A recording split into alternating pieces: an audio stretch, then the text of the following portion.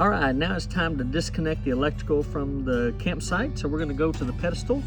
We're going to locate the 30 amp breaker. You're going to turn that off. Then you're going to unplug the connector, and this is the surge protector that you installed when we got to the campground. We're going to disconnect that from the power cable, and now we're ready to put them up in their stowage compartment. All right, so we got our surge protector. We're going to put that back here in the utility bay, and this is our electrical compartment. And so we've got our hose or our cable that's going through the bottom of the RV. So we're going to, in order to put this back, I have found it's better to take a towel and kind of wipe the hose off as it goes back in. Sometimes you're in a muddy campsite, it's been raining, you don't want to get all that muddy mess back in your compartment for the next night. So we're going to just feed the cable up through the hole, and you kind of have to kind of play with the cable a little bit. But as I'm reeling it in, I'm also wiping it off with my right hand.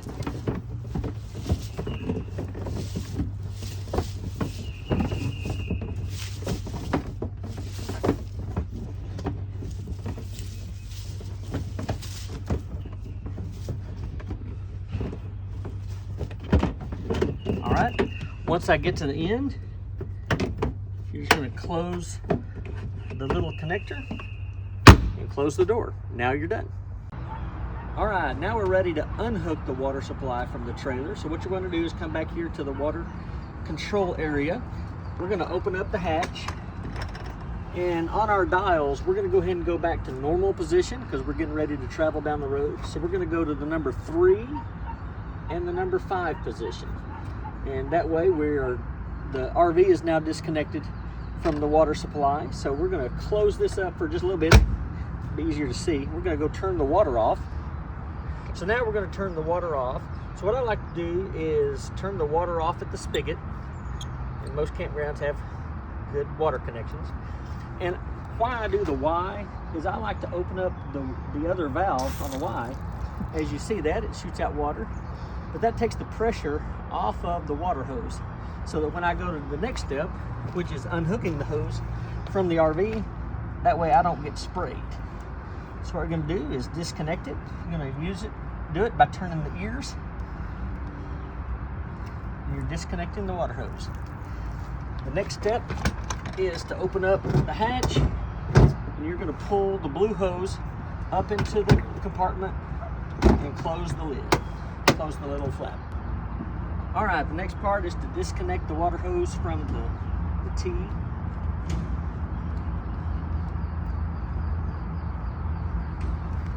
And then we're going to kind of roll the hose up. And what I'm going to do is I'm going to do it in such a way that all of the water comes out of the hose.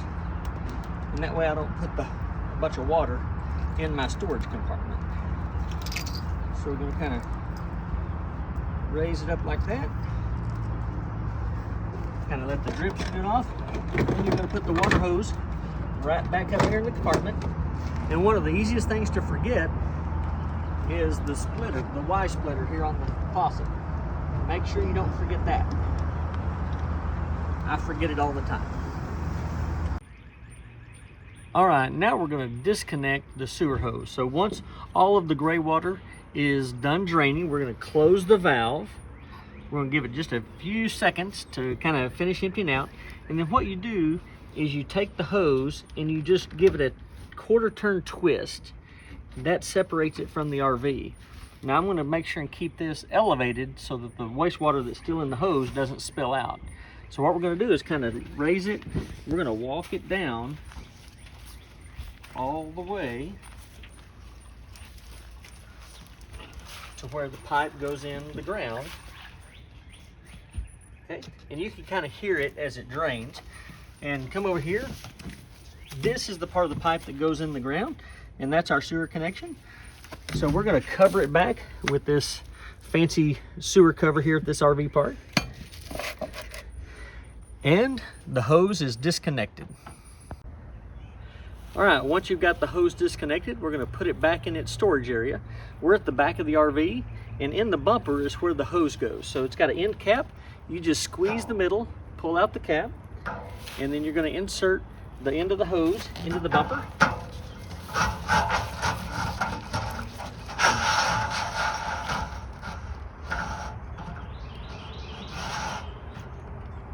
And you put the cap back on, and you're ready to go.